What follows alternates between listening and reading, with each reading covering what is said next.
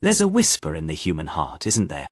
A quiet suggestion, a persistent itch, telling us that what we have isn't quite enough.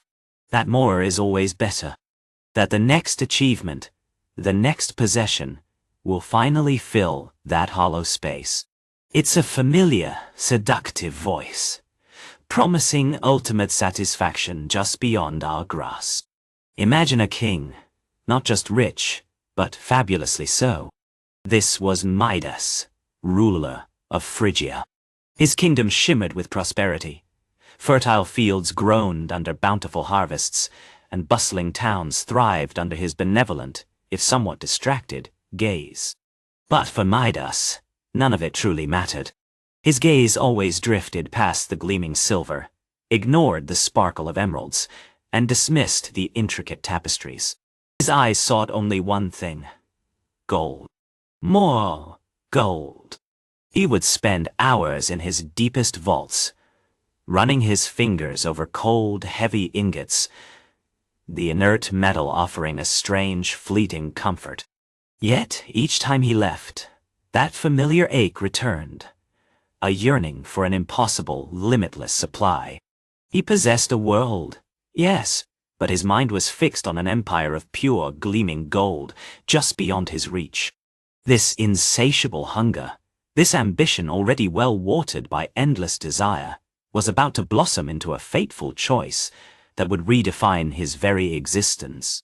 It's a feeling many of us know, isn't it? The relentless pursuit of more, even when our cups are already overflowing.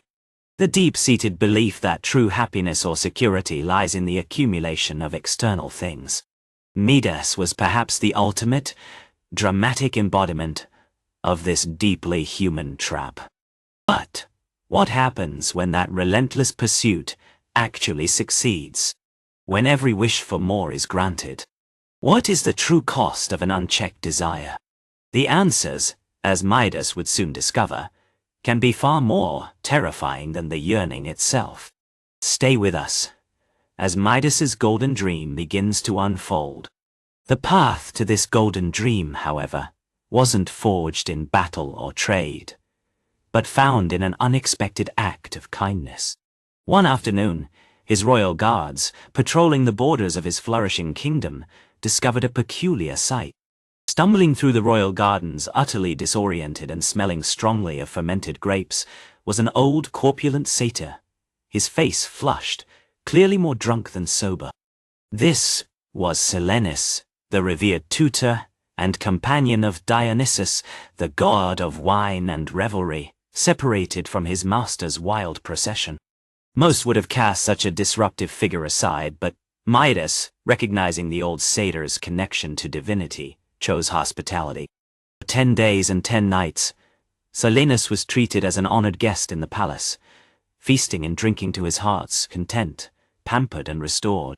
When Dionysus himself finally arrived, having searched far and wide for his lost friend, he found Silenus content and well cared for.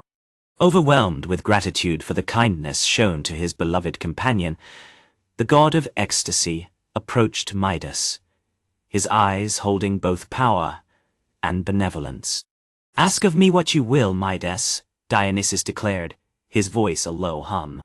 "Any wish, and it shall be yours." This was it. The moment Midas had unconsciously yearned for his entire life. He didn't hesitate. His ambition, once a quiet whisper, now roared like a torrent. His mind raced, not with thoughts of wisdom or peace, or even the prosperity of his people, but with one singular, blinding desire. "Grant me this, great Dionysus, that whatever I touch shall turn to purest, gleaming gold." The very air seemed to crackle with the god's power. Midas, heart pounding, reached for a rose.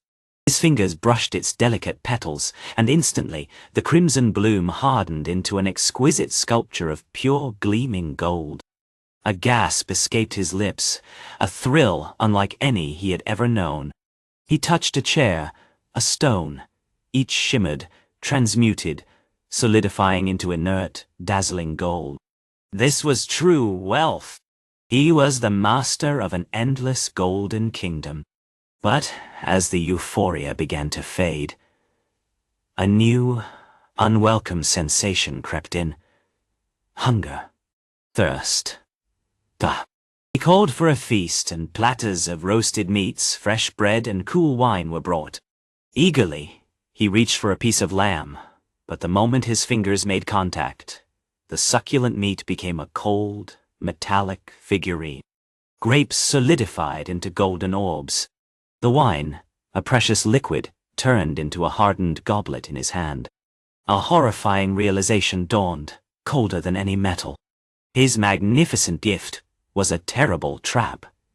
He was surrounded by beauty, yes, but a beauty that offered no sustenance, no life. His golden kingdom was a gilded cage, and he was starving within its glittering walls, a prisoner of his own boundless desire. The gilded cage grew tighter with every passing moment. Hunger gnawed, thirst parched, but deeper still, a profound loneliness began to fester within King Midas. His immense halls, once vibrant with life, now echoed only with the clink of inert gold, a constant, mocking reminder of his colossal mistake. He was surrounded by wealth beyond imagining, yet utterly destitute of comfort, of sustenance, of any genuine warmth. Amidst this glittering tomb, one fragile beacon remained. His beloved daughter, a creature of pure light and innocence, untouched by his cursed gift. Then she appeared, a vision of vibrant life, against the backdrop of his golden despair. Her eyes, filled with innocent concern, searched his haggard face. Seeing his distress, seeing the tears beginning to well in his own eyes, she rushed to him, her small arms reaching out for comfort. In that instant, all his newfound power, all his boundless ambition, seemed meaningless. His heart yearned for comfort, for connection, for the warmth of life itself. Forgetting, for a fleeting, tragic second, the very nature of his curse, he reached out, driven by paternal love, and gathered her into a desperate embrace. The horror that followed was swift, merciless, and indelible. The warmth of her skin chilled, hardened. Her soft hair stiffened into metallic strands. The light in her eyes, those same eyes that had just looked at him with such tender care, extinguished, becoming dull, polished orbs.